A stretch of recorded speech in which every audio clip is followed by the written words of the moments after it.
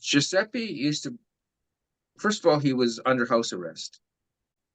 Oh. He had like a mansion, and I'm not going to go on record as saying what he was on house arrest for. Right. I don't really know. I mean, No, I didn't ask. This guy got me in Italian Vanity Fair. He got me to every club opening in Milan, and I had like an unlimited expense account to take 100 reporters out for dinner if I felt like it. Well, I mean, that's Really, the expression, right? Sell your soul for rock and roll. well, that's it. He had the Queen's designer making me my clothes, Claire Francis. Versus my first video, Buried Alive, cost about $80,000 of those days' money. It's over now. I know it is, girl, it's over. Why was I the very last to discover?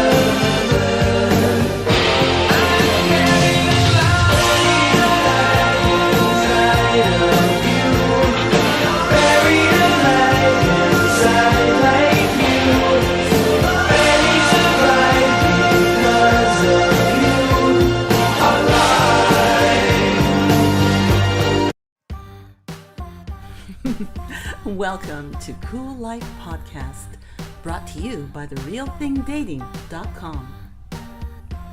www.TheRealThingDating.com. Polydor Records for out scouting. This girl grabbed my bangs and ran my head right into the speaker. Oh. And everyone here like this, yeah.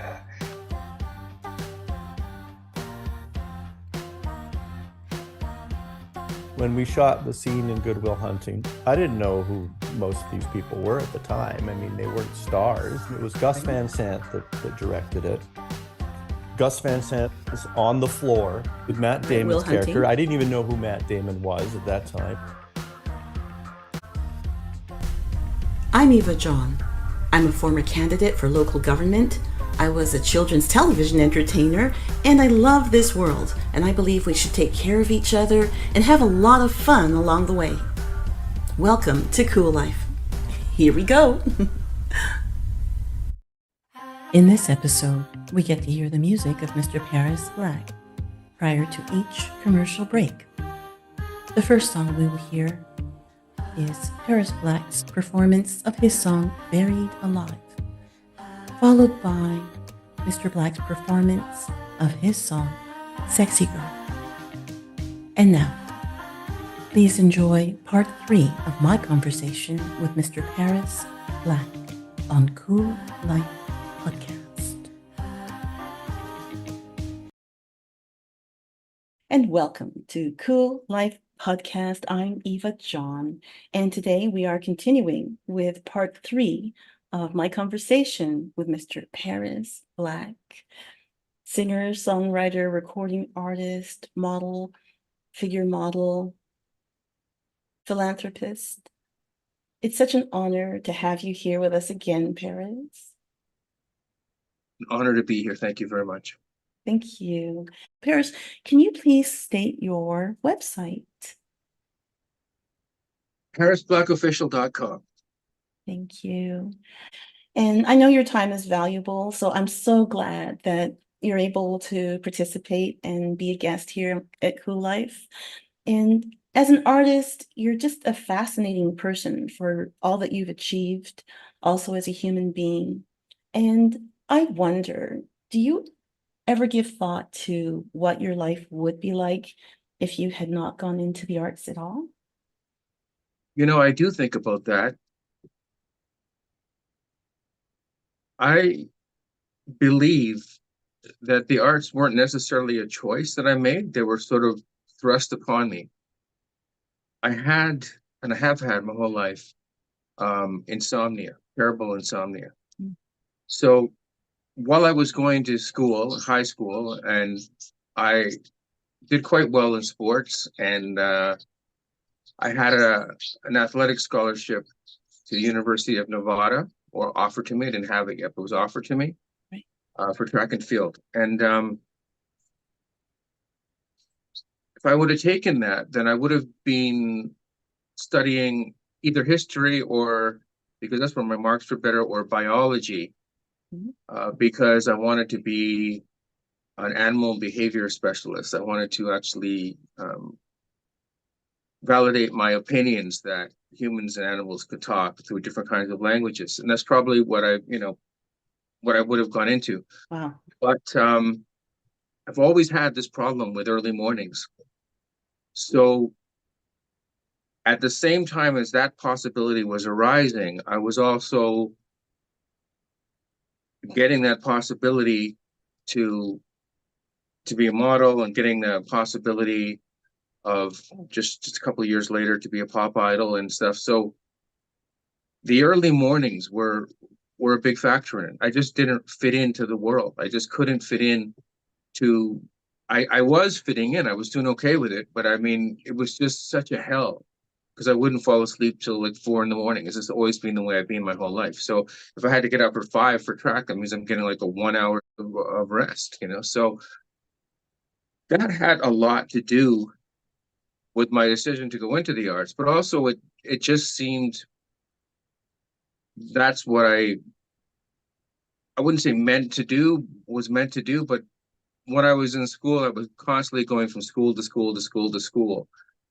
So like 5, 6 schools a year frequently. So Wow. when I was meeting people for the first time, I found being in the class clown was a good way of getting, attention and getting people to like me.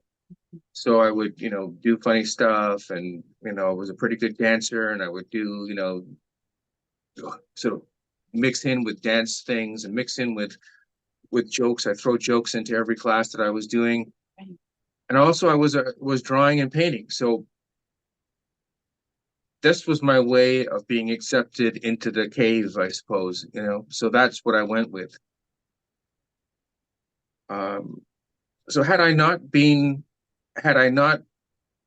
in the arts, I probably would have taken that scholarship. And if I was still so freaked out about not doing early mornings, I think I would have gone into some kind of sales, or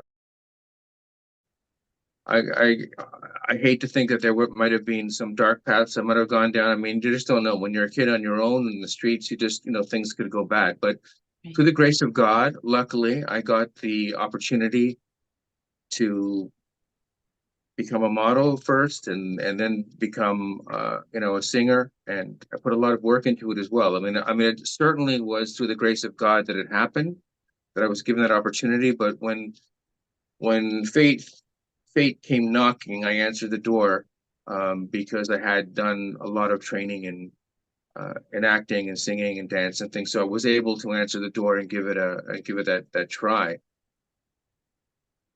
That's what I would do, and that's the way I see it. I'm so glad that's the way that your life went, working in the arts. I think that there's so much that you've had to contribute and still have to contribute. And Thank you. interesting to know those opportunities were there for you.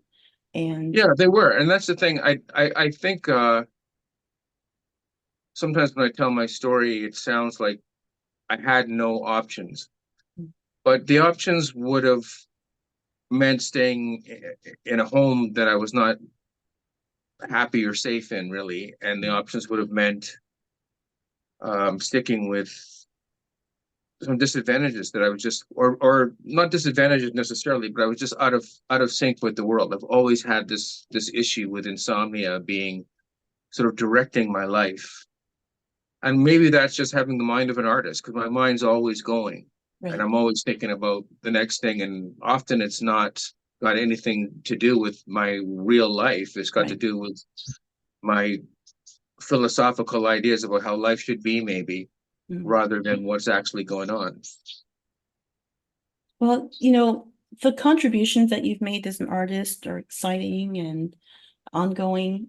And, your start, as we discussed quite a bit before, as a pop idol, your label had you singing that particular genre of music, pop music. And did you actually enjoy performing that type of music at that time? Yes, I did. Yes, I did. Was it my first choice? Probably not. I mean, when I knew I was getting a record contract, I had people in mind like David Lee Roth and, Billy Idol and, James Brown. Like I had idea of being a different kind of performer. But from where I was sitting, having been on the streets and all of this, getting offered a record deal back in the day when that meant something. It meant that they were going to spend hundreds of thousands of dollars producing the vinyl that would come out to people. And it also meant that there was a paycheck involved. It was a pretty good paycheck. So for me to do a job that I enjoy doing and brought me an identity that I think I maybe hadn't had before. I think I was probably like a lot of people that are not really with a family exactly. Maybe they don't know who they are. Mm. So when I started to see myself in billboards and on TV, I said, well, that's who I am. Right. I mean, I'm the guy up there. I would go by the subway stations that had my ads up and, billboards. I would go by them and say, yeah, that's who I am. I'm there. And when I would watch Much Music late at night, people said, oh, they just said your video is going to be on. Then I would watch, or during the day, I would watch sometimes, or when I got fan letters addressed to somebody named Paris Black, I thought, well, this is me. I guess this is me. So at that point, I identified with the artist that I was becoming. But at the same time, I'll say I had my artist statement before I was an artist. And my artist statement was that there would be no homeless people, that unconditional love would win the day. Mhm. That I wanted to be, especially when I was lucky enough to get the modeling contracts and to get the music contracts. So, I mean, I really couldn't figure out why I would get those opportunities that I got, other than the creator. I thought I had different plans. I thought that I was, supposed to be giving back. And one way I knew to give back, because I had experienced homelessness, was to, try to end homelessness. Right. So I just went about it with an air of gratitude. So each person that wrote me a letter, I would do my best to answer that letter. Also, when Bruce Crosby, he had something called the Just Video and Music Roadshow. This is before the Much Music Video Roadshow and before any of those things. So Bruce was really instrumental in my career being big, because what he did was he had gone across the country thousands and thousands of dates where he would go to high schools and play music videos. I just happened to meet him and talk to him, and he saw that one of my videos was playing on Much Music at the time, which was Buried Alive, the first one. And he started to bring me across the country with him to all of these events. So there were times where we do 5 events in a night. He had different crews, and I had drivers that would drive me to these events. Right. And I would show up and sing, and then literally there would be hundreds and hundreds of girls lined up to kiss me and get an autograph. And Well, that's wonderful. I can't see, there's some film out there of Right. one of these events where about 5,000 kids came. This wasn't one that he set up. This was something just at a high school, but not another high school. But the stage broke, and the screaming was so loud you could never hear anything. Right. And that none of that. I mean, I can't say none of it would have happened without Bruce Crosby, but I could say with his help that I was in a situation where there was no other singer in the country in that situation. Mm. That I was playing in front of many thousands of kids a week, when I was Right. going out every night at least once, and on the weekends 3 or 4 times to different places. So a minimum to 10 high schools a week for a couple of years. Right. And what transpired from that was that shows like Video Hits in 1988, I got the second amount of letters of any artist of that year other than Corey Hart. So I was second to Corey Hart Right. in letters that they had got on video hits. Right. So this made video shows play me more, especially video hits, who really got behind me. And I think that might not have happened. And I even got to host on there a little bit. I think that none of that stuff might have happened or might not have happened without the help of Bruce Crosby. That's why I say there's just so much luck involved in all of this. We're going to go more into aspects of the entertainment industry and music with Paris Black. Right now, we're going to take a break. Please send your comments to us here at Cool Life by emailing info@coollifeworld.com. That's info, info@COOLIFE world.com. Keep it clean, and we'll read some of your comments on upcoming shows. Paris, from the first episode of our conversation, we did have a comment from, okay, so this person, it's their ID is ZD1TP8EE2 blah blah blah blah. Hey there, ZD. Thank you so much for your comment. You said that way to make the world a better place to be, Paris. You Thank you for passed it forward. Wow, that is so sweet. And I have to remember that people appreciate those things. That's got to be our life objective, is to make the world a little better for each person we encounter. And every now and again, we can act a little selfish. And then you realize that wasn't the best way forward. The best way forward is to do what's best for whomever you're with. And that extends to the audience as well, to try to make everybody a little bit happier, make their life a little bit better. And I really appreciate that comment. Thank you so much. Yeah, that was really nice to hear from ZD. And thank you very much for that comment. And so I think we do have one more, if I can scroll to it. From Kath Fletch, saying, well, that was fascinating and thank you.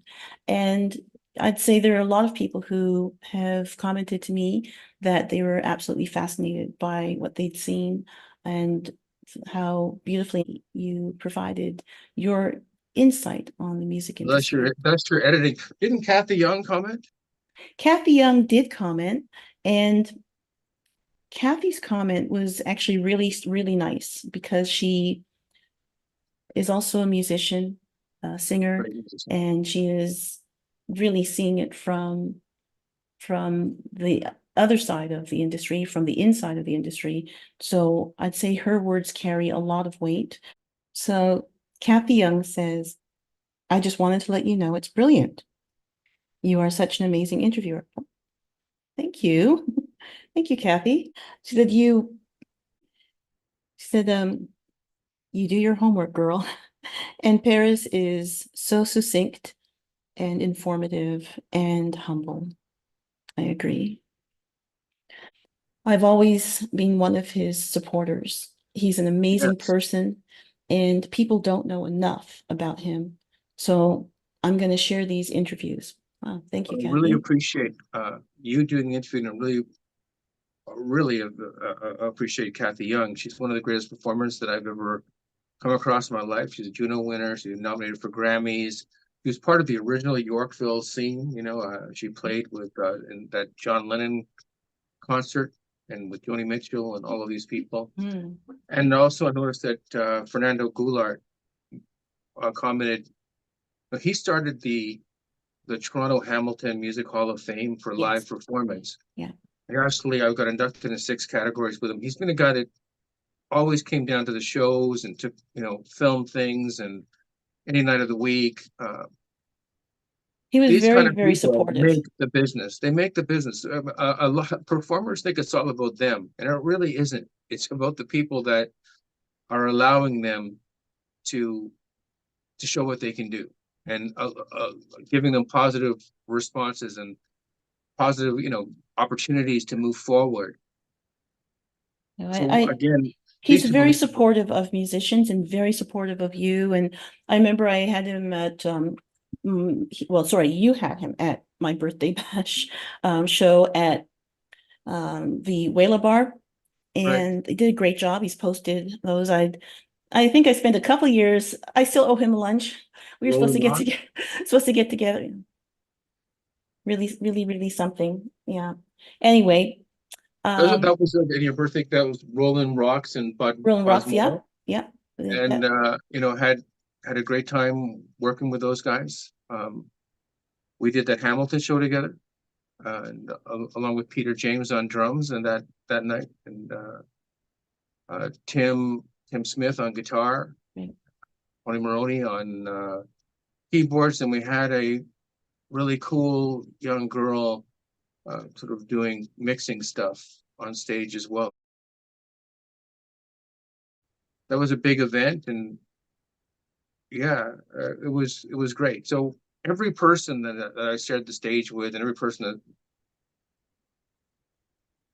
there becomes something really special about your relationship, either for good or bad. It is special, but you know, I mean, that's the nature of the business. It's really neat that you get to work with people who are creative, and it becomes like a family. And so that's very, very special. We're going to take a break to talk about our sponsors and supporters, and we'll be back on Cool Life Podcast.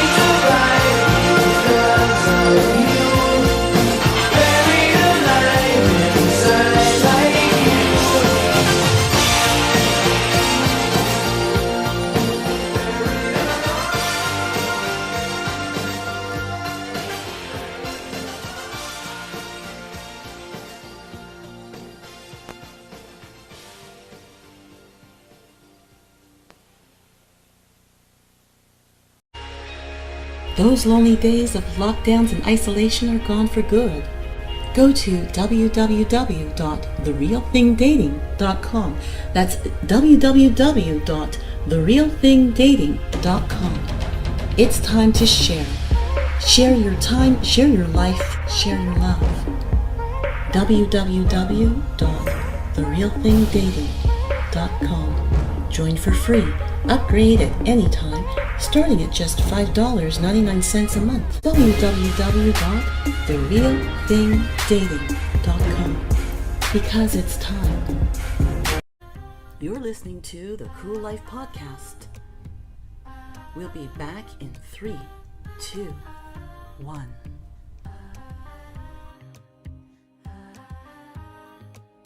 Now that we are back from our break here at Cool Life Podcast, I mean, you have mentioned some of the power in the industry. I mean, I did have a record deal. I did have a budget because I didn't have to do anything except show up and sing when they told me to and sign autographs when they told me to. Right. So that was my job. It wasn't like a side hustle. It was my job. Probably I wrote letters 4 hours a day, something like that. Also took dance every day, also took singing every day, and also went to all of these events. This also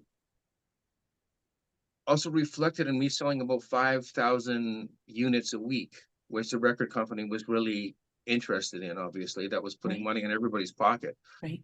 So much was because of the luck of running into Bruce Crosby at that point and him helping me out. And also, it was a gamble that I had to actually convince my management to let me do, even though the way we look at things now, it's very obvious. You know, of course you're going to do that. You're going to get in front of people. You're going to do that. Right. But back in these days, in the late 80s, it was like anything you do, you're getting paid for. So what I had to do was convince management that, look, I'm going to be in front of, easily 10,000 kids a week, easily that many, and probably a lot more than that. And that's going to reflect in everything else working. And I was right, because it reflected instantly in record sales, which was instant money. Right. So then, rather than ask me not to do it, they started producing special promotional materials just for these events. Wow. Which was my fan club and a picture of me and my fan club. And I would, sign these things, and then they would write the fan club. And part of the only thing you had to do to get in the fan club was just to write your favorite video show or radio station with the song that they liked of mine the most. And then, then they're in. So it gave, plus they had parties, they had all kinds of things going on. There were several of them that ran them. Michelle Heppel in Hamilton ran a fan club. Kathy Proctor, and who I actually modeled for her daughter. Now it's really interesting to see them all grow up. Quite a few. I mean, there was Bronwyn Blinn. There were so many fan clubs across the country, and they helped so much. And again, the thing with artists now is you have to, probably getting into another question now, the difference between making it then and making it now. That is an interesting swing from the support that you had at the time to Right. what is it like, and what is the support like? What does it take to make it today compared to what you went through? I mean, obviously pop music, that genre opened the doors for these opportunities. Right. And I get that once you're there, and it doesn't mean you're going to succeed just because everyone Right. signed you up. Then remember there was a movie called Fame starring Yeah. Irene Cara. Right. So then your efforts went on being great at what you were going to do. So that meant taking elocution lessons. Betty bought a bit of butter. The bit of butter Betty bought was bitter. Betty bought a bit of better butter, made the bitter butter better, and all kinds of things, like this. And taking dance. I took jazz dancing several days a week. Studied singing with Elaine Overholt, one of the greatest vocal teachers. And of course, you having your look together. I had the management paid for Rick Welzo actually to do my look. He was a Vogue magazine hairstyles of the year and all of these things. And then the label kind of bought you all the clothes you were going to wear and gave you more or less pocket money to go out, you know, and meet people. So there was a massive support system. There was only one thing the artist was asked, and that was to show up and be great. No excuses. You can't sell excuses. People don't buy excuses. They buy, you did a great job or you didn't do a great job. And if you didn't do a great job, they're not buying anything again. So it's they buy the job that you do, and they buy dedication. I mean, they liked the fact that I answered my letters. They liked the fact that I went to these events and would sign every autograph there to the last one. And they liked the fact that I also stayed in my lane. I didn't act like a bad boy. I didn't like, you know, mac on any of these kids that were kissing me. And I was a kid myself, but you know, I was like, really, I considered it a job and worked really hard at it. Not to say I didn't have my issues, like I drank too much and things like this, but I did as well as I could do under the circumstances and took it very seriously each and every day. Nowadays, artists are asked to be so many different things. Like we never had to pick up a call, do cold call a bar or a club or something and say, hey, can my band play there? You know, it wasn't like that. I mean, they would say, okay, they'd see me on television and they're like, oh, I definitely want that guy in here. And this is, you know, the numbers that is selling this week. And that's what the chart, that's numbers on the chart. And there was only one chart. There wasn't like a billion made up charts. Like people saying, well, I'm number one in, you know, this country here on this station and I'm number one. No, there was a chart. There was a Billboard chart. And then in Canada, there was the record and RPM charts. If you weren't on those charts, you weren't on the charts. Right. And so gigs were handled by management. They were handled by the label. I just had to show up. The photography, the marketing was generally just handled by the label. I just had to show up. However, like I say, I did convince my label to let me do this thing with Bruce Crosby's company, which got me in front of 10,000 people a week. So that was, you know, really, really, it was by the grace of God, but also by divine providence, but also I recognized it, you know, and went for it. It was a combination of really great things, great ingredients, making a really great recipe. But if you compare that to today, a lot of those structures don't exist Right. anymore.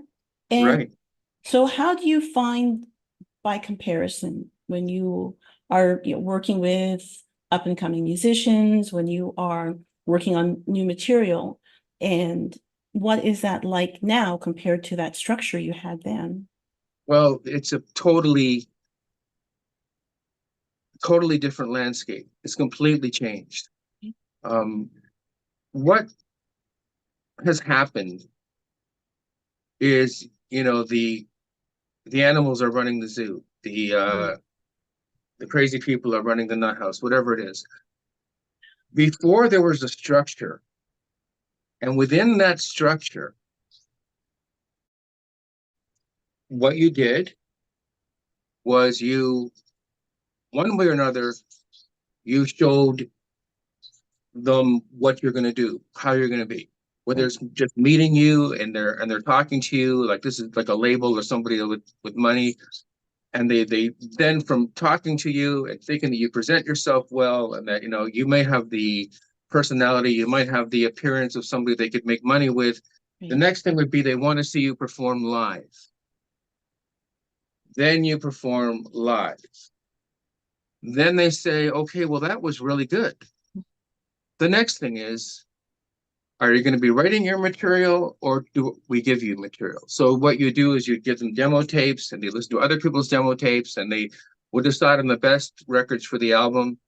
Then they would put just a load of money into producing that album.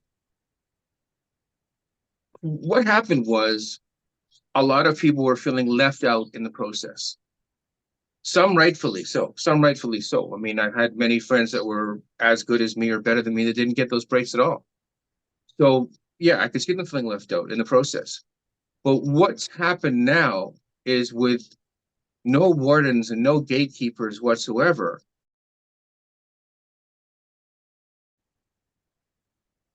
everybody is putting out records, CDs. So before, what would happen is you'd write a song, and when you wrote the song, you would sing it into a tape recorder or something, is what I would generally do. Then I would bring it to different musicians and we fill out that song. And then if we liked that song, we would do a demo. And then based on what the label thought of the demo, it would be a finished product. Right. Now it's just anything goes out. So there's no discretion. People don't know what they're getting. When I would tell people, hey, I've got a new album coming out in 1990 when my second album was starting, I'd get 40,000 letters from across the country. I'm not even exaggerating. That's a number I'm pulling out of the air, but I'm not exaggerating it. Right. Like we're talking, I was getting 4,000, 5,000, 6,000 letters a week anyway. Wow. So, and this video hits will reference this, I'm sure, if you were to go back. So there was an audience there. You had to come through this gauntlet of hell to get to that place where they're going to put the money behind you and you're going to do as you're told and you're going to be an artist and that's the way it's going to work. Well, now the way it is that anybody can put something out. But if you're not with a label, it will probably never be heard. Probably just never be heard. The same as a demo tape. You're just going to go because there's still not really an apparatus there. People are besieged on social media with 1,000 friends putting out a song this week. Right. But But today, a musician with talent who puts out those CDs, even if he doesn't have the structure of a label, if he is with, intelligent management, somebody who can do the music marketing in the old school way, who's just going to put all their effort into making sure every radio station is aware of them, to make sure that they've made them not just be an internet star, but to get them a deal at different retailers as well. I mean, it's there. It's just without a big label, having a room full of people doing this, are you getting a motivated manager who's going to do this, right? Well, that's the problem. Again, a great manager, as you know, can do great things with an artist's career. I would say the manager is way more important than the artist, and maybe more important than the label, because the manager is now, as you're pointing out, is that gatekeeper. Now, my managers at the beginning of my career made a lot of money. My managers at the part of my career have not made much money because it's a different world. The manager has to, if it's a good manager, will be getting you gigs as you did, like every week in clubs, and promoting those gigs and making sure radio hears about it and all of these things. But again, so much of the money is vacuumed out of the industry. An example of this is when I was going across the country selling, let's say, 5,000 units a week, which was often what kind of an average of what they expected me to sell. Right. So I would get $1 for each sale, so it'd be $5,000. And this is 30 years ago, $5,000 was $5,000. Right. The label would they're getting money back, they're recouping money, they're probably getting $2 or $3 of that sale. The other writers on there were getting $1 of that sale, and the retail place will get a few dollars. Right. And that's the way it worked. It was very, very compartmentalized. You knew exactly who it was, and that was it. Nowadays, Spotify is getting 99.99% of everything, and divvying up very little with labels even. The Well- artist is left with pretty much nothing. If you get 1 million hits a week, 1 million downloads a week, you're making about $2,500. And the amount of publicity and then having to live to make that $2,500 on these downloads, that's more than it would be, so you need very shrewd management now. Well, and management that's negotiating that, because that amount also changes, what Drake makes on each download isn't necessarily the same as what some new guy just starting to Right. record today is going to make. They're not making the same deal with them. Okay. And that's how it is for anything, right? Because they know Exactly. That's Drake's what a the big range draw. is. People are going to Yeah. spend more time on that particular streaming service just because he's there, But So what, I mean, you've seen the inner workings of the music industry. You've seen all of the skeletons in the closet. You've seen Mhm. all of the amazing ways that a dream can come true. But in the time that you've spent in the music industry, and particularly in the heyday when everybody on your team was making money hand over fist, Mhm. even under those conditions, were there things that you saw in the music industry that you didn't like? of course, I mean, no matter how you slice it, if you're on tour, whether it be with the video road shows or whether you're playing with your band somewhere, you're done at 2 in the morning. Right. You're probably home at 3 or 4 in the morning. And the radio drive show the next morning is starting at 6 o'clock. So you're really getting 2 hours of sleep. So again, already I had my insomnia, so I was good till late. But then, having to do the 6 o'clock mornings where I didn't escape it. I thought I would escape it with, not having a track scholarship. But in fact, I didn't escape it because I still had to, be on the radio every morning. So it was very hard. When I was very young, everything was done for me. So I didn't really see too much of the dark side of the business because I was too young for it. But there was things mentioned, like I would go down to New York with this guy from Sire Records, who was the A&R guy for Sire Records, and just hang out with him at his place for the weekend in New York City. And I said, well, what's going to happen, while I'm there? And they said, well, I don't know, but Corey Hart did it, and now he's doing great, and Rock Vizian did it, and this. So I didn't go, and I had suspicions about what might go on. I didn't think it was that important for my career, and I didn't go. Mm. That is one thing, but later, when through a lot of people's help and Mark Berry setting me up with a great manager in Milan, in Giuseppe Bramante.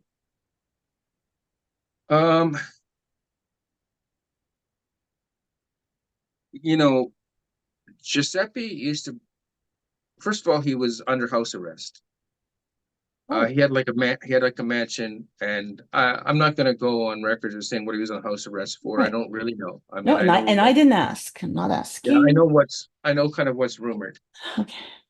and how he described it and how it was said. But whatever, this guy got me in Italian Vanity Fair. He got me to every club opening in Milan, where I dressed like a wild man, and I had like an unlimited expense account to take 100 reporters out for dinner if I felt like it. Right. So you could say he wasn't a great guy in one sense, but for me, he was like the best friend you could have, because he was making it all happen. Sure. It's And like, but there was other things. I mean, you had to be on screen with him every day, all day long. So when I came back to Toronto, I would have him all the time on my big screen TV. There would be Giuseppe Bramante. Anytime he wanted to walk in the room, you could see me at all times. to see everything that was going on at all times. There were other people that were in the same situation, and Paris Hilton was in the same situation. Lindsay Lohan was in the same situation. Ron Moss was in the same situation. Terence Trent D'Arby was in the same situation. We were all clients of Joe Bramante. He had terrible flesh-eating disease on his feet, and he had, supermodels, scaling his feet and stuff. He got the greatest champagne sent in from all over the world. Although he was under house arrest, he could get you and encourage, drugs, everything, at all times. It was quite a hellish experience in a way. In a way, it was quite wonderful, and I would never want to trade it for the world, because I did get a chance to really enjoy that international big time for a little bit, as it was coming together with Giuseppe Bramante and Mark Berry's guidance. Some real villains tore that situation apart, and that's too bad. It wasn't easy. My point is that it wasn't easy. Right. Again, Giuseppe never lets you sleep. Again, I always bring up sleep. I guess this is a big thing for me. But he wouldn't let you sleep. He would send you out all night on something, while maybe he's with your partner who happens to be with you on the trip.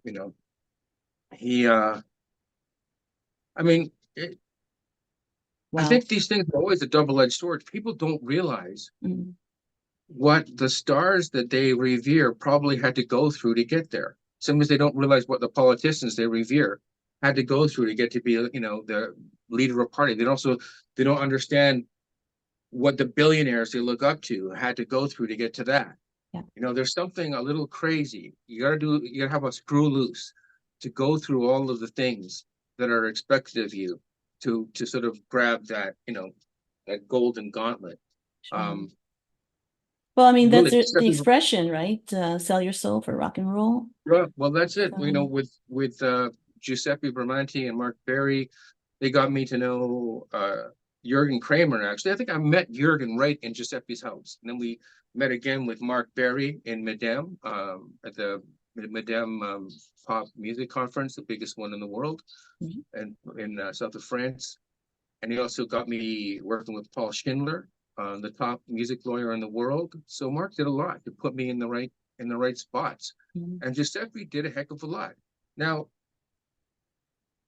you can look at it and say, "Oh, this guy's a terrible guy, and this guy's, awfully, But again, you have to look at yourself and say, "Well, I agreed. Nobody put a gun to your head and made you do it.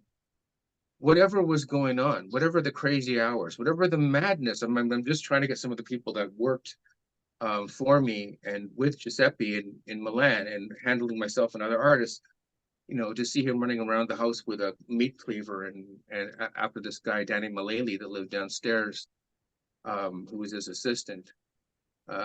He had his lovable qualities. He had a lot of lovable qualities to him. Yeah, I think that word lovable goes out the window when you mix it with the words meat cleaver. Well, here's the thing. I guess you're inclined to make excuses for somebody that's doing a lot for you. But I will tell you, we were all terrified of Joe. Right. We all knew that he could do anything and get away with it. So you're worried about him for sure. But again, this is, he bought me Led Zeppelin's tour bus. He had the Queen's designer making me my clothes, Claire Francis, who is on my Facebook somewhere. So there was many great things that he arranged and he made happen, and it wouldn't have happened without him. Like, I will say that Elvis wouldn't have happened without Colonel Tom Parker. Right. Like not the same way. Not the same way he did. The same way. He would have been a white guy impersonating, Jackie Mason, or and everybody else from B.B. King on, like Little Richard and everybody. He's just impersonating everybody. And Colonel Tom saw, wow, I could make some money off of this, and Elvis delivered. When Elvis was asked to show up and deliver, he did. But without Colonel Tom Parker singing, Elvis would have probably been a truck driver that just cut a little records, and maybe somebody in history would say, well, this is one of the first Caucasian performers to sort of perform like the black people down south were performing, sort of bringing rock and gospel and all this. So That's right. Well, that's what he did. He made R&B in a way that, because the music industry back then was very, very divided through culture and color. And right. so if a white performer sang black music, it just put the place on fire. And But he that's how also they did made their very well. careers. It wasn't just anybody. Yeah. No, he had Not an to enormous say- talent. Not to But- say him or anybody that ever lived was as good as Little Richard. Right. But he did, or Jackie Mason, or Jackie Mason, who was it actually? Jackie Wilson.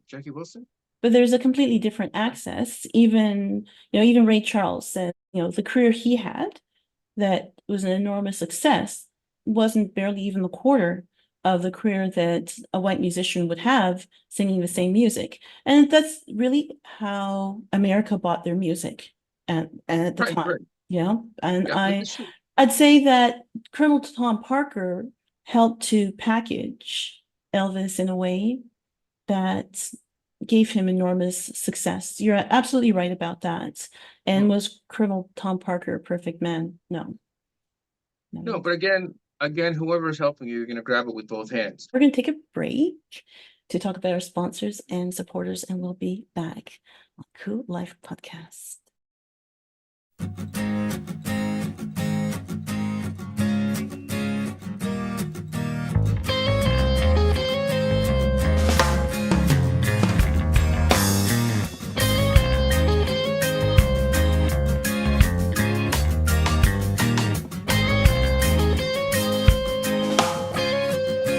It was beginning, and we were winning.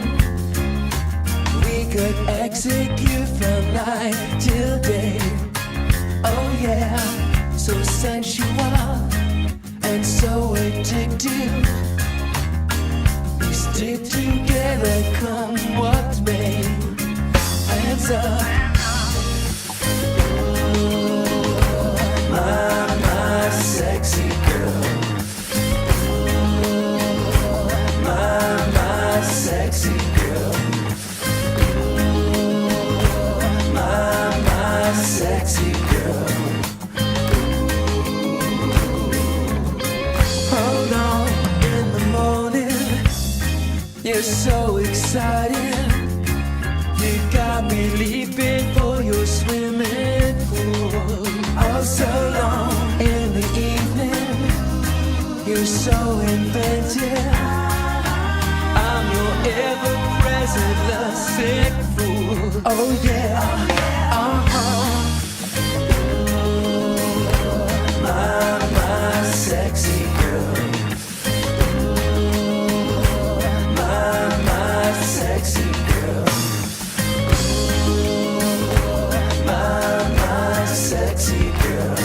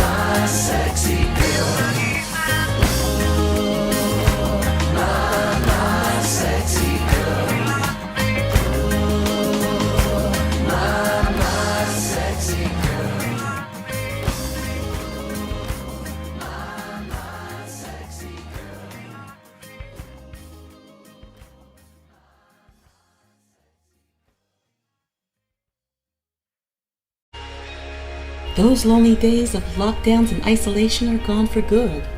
Go to www.therealthingdating.com.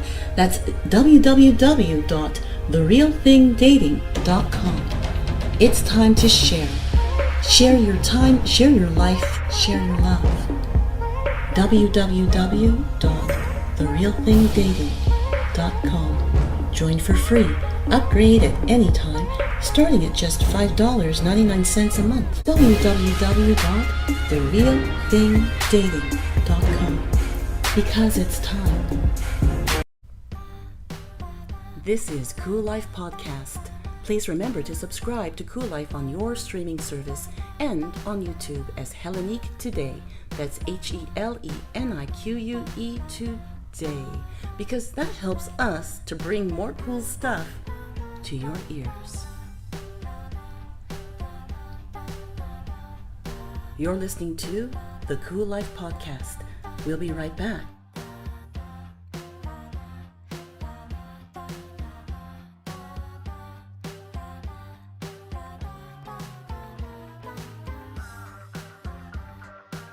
And we're back on Cool Life Podcast to continue our conversation with Mr. Paris Black. Right. You know, like I'm talking about entitlement and stuff. I had friends, like I'll say David X. Williams, if he's watching, David X. Used to drive me to my gigs. We're still friends to this day, years later, and he was a great singer, a great dancer. We did all the things that, he did all the things that I did. We did it all together. We were as good as each other. And I was the one that got the thing, the deal. And, it is what it is. Yeah, it's a tough old industry. And the thing is, and the thing is, it's tough for everybody, though. I mean, as much as the color barrier was there, James Brown was undeniable. Little Richard was undeniable. Of course, Jackson 5 were undeniable, and it just would, just keep going. And nowadays, I'd say it's harder just for anybody. I just say it's just harder for anybody. It's harder, but again, talent is still going to find its way. Yes, you're right. Money talks maybe a little bit more because that money isn't dropping out of the sky anymore the way it used to. You do end up with some kind of a deal with a little label somewhere. They're not doing what a label would do once upon a time. They'll basically say that you're signing, but you are responsible for the budget of your work, and they'll dig that out of everything you earn. So everything you earn off your music doesn't even go in your pocket. It has to pay that. No, it'll. I mean, what happened again with that was, versus my first video, Buried Alive, cost about $80,000 of those days' money. And the one before that, which I don't even know, if you could find this somewhere, it would be amazing. Don Allen actually directed it, and it was for a song called Call Me, which I can't find. And that was the first thing that anybody put any money into, was a song called Call Me. Kind of a dance rock song, more like what I wanted to do, because I wrote it. But so they would spend this huge amount of money. So you would be indebted to them. Nowadays, they're saying, okay, shoot what you shoot. And if there is like no skin off their nose. If it's successful, great. If it's not successful, well, so they do less now. Right. But what it still does is the majors, Sony and Universal, are primarily the only majors really left. What they do is they have their own video streams. They have their own play streams. Whereas if somebody decides they want to listen to Sony artists, it's going to be of a higher quality in general than just listening to something that people are putting out from their bedrooms. Right. So that's what you're still paying to be under that umbrella of a major. But the management is even more important now than it was then. Remember, we would go out and put playbills up every place we're going to play. I remember Unophilia doing that, for blocks and blocks and blocks around the place. Sometimes it'd be really successful. Also stood in front of the Mod Club being a human statue. And then, with your help, we got a lot of people there, and it was, great scene. But again, it used to be much easier to find those people that would do things like that and would work super hard and believe in you because there was a financial payoff for them. Right.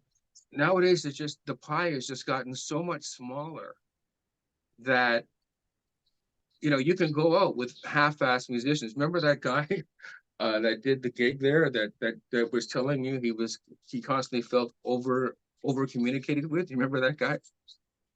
I kind of remember him. I think I remember deleting him out of my It was at Southside Johnny's where Yeah, I never got a chance to go back there again. yeah. So, I'm not going to mention his I name.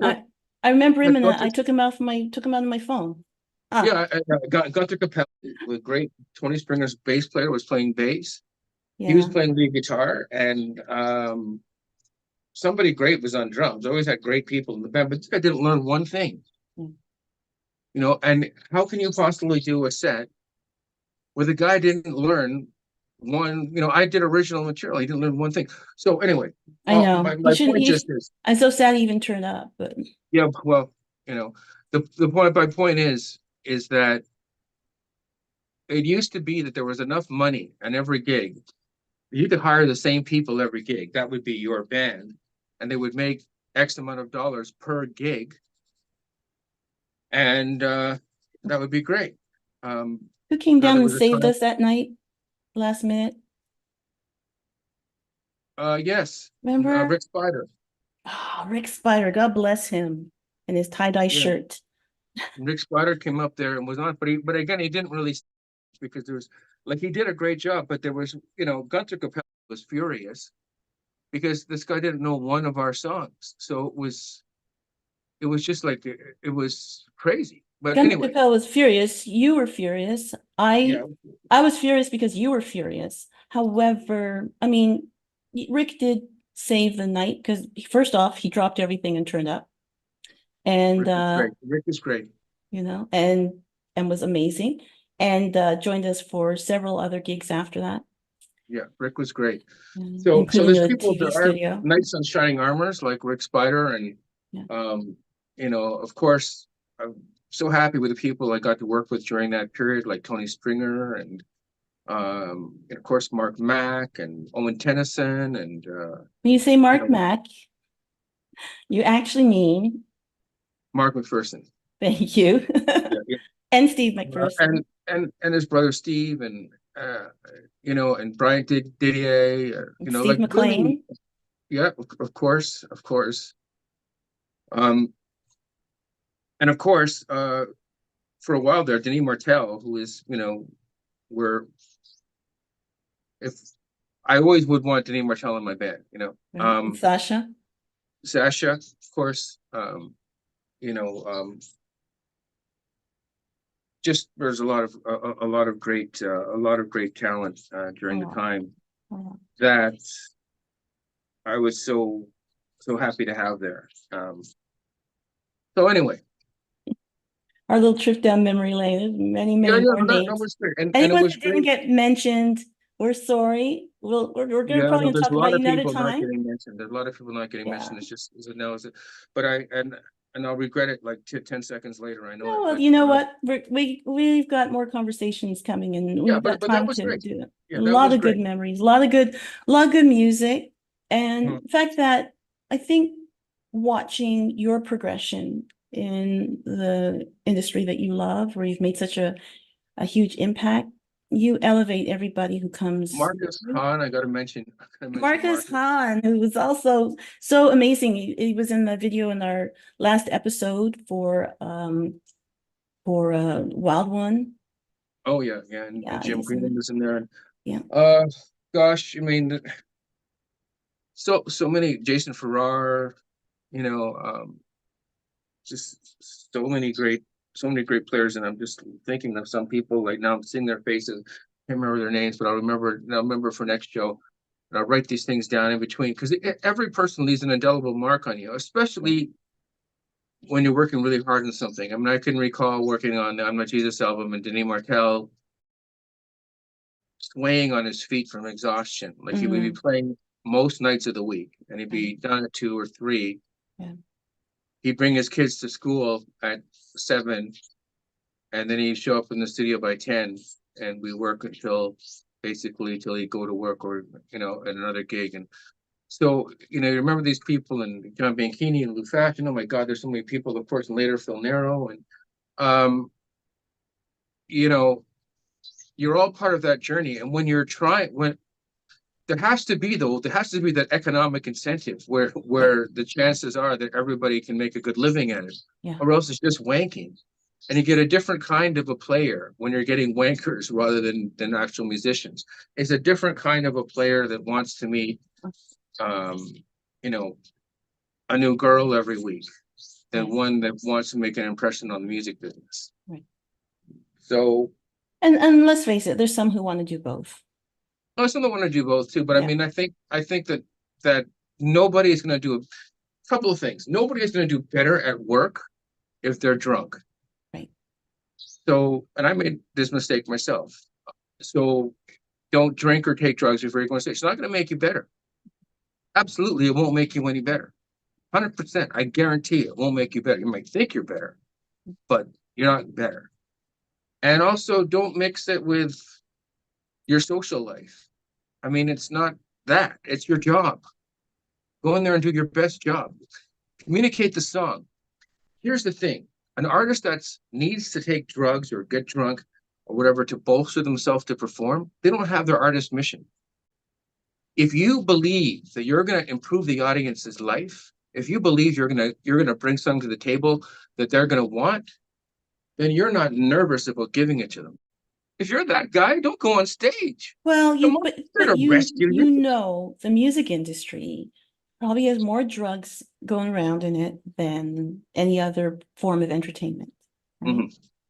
And for whatever reason, and there's a very long list of those who are gone too soon Of course, yeah. because of the use of substances and abuse of substances, whether it's drugs or alcohol. And it happens, right? And there's a reason it's there in the industry. And you could say maybe someone's artist mission isn't set right, but in the end, I mean, that's a lot of people who still are human beings, still need help.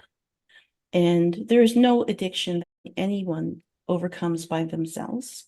Not absolutely, true. absolutely. But all I'm saying is that don't make the mistake as a young artist, as I did, and many did. Don't make the mistake of thinking that any substance is going to make you a better performer, Right. than you would be without a substance. That's not true. You got to get it right inside first.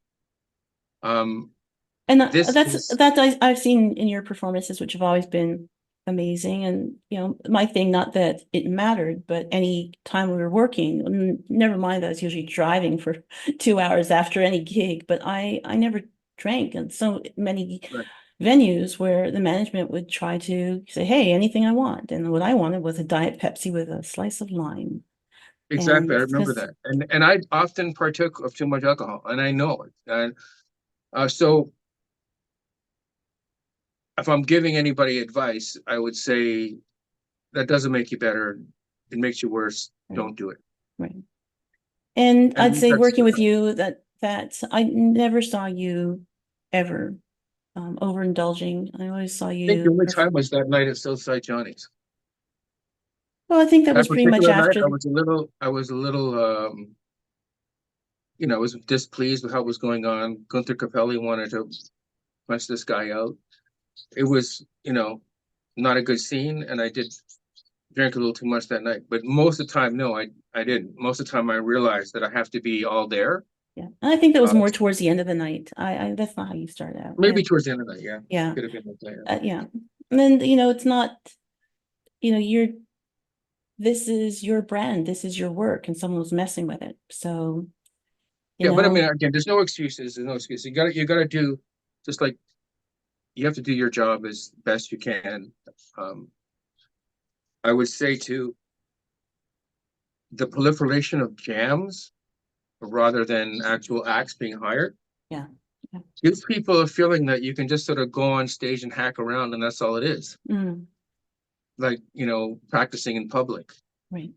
That's not, this is lowering everybody's expectations of what music is, or what live music can be, and the tight, fantastic performances you'll get with real pros. So